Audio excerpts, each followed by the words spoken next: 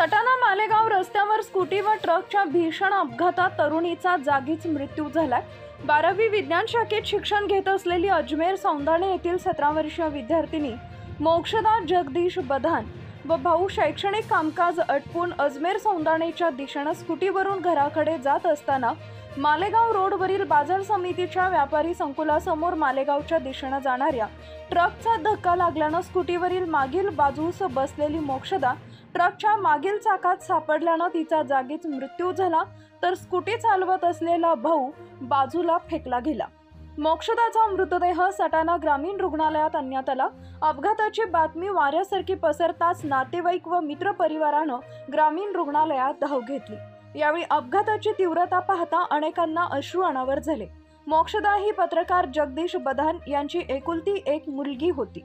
बाजार समितीमधील व्यापारी व शेतकऱ्यांनी घडलेल्या घटनेबद्दल हळहळ व्यक्त केली। अपघाताचा पुढील तपास पोलीस निरीक्षक योगेश पाटील यांच्या मार्गदर्शनाखाली पोलीस करत आहेत।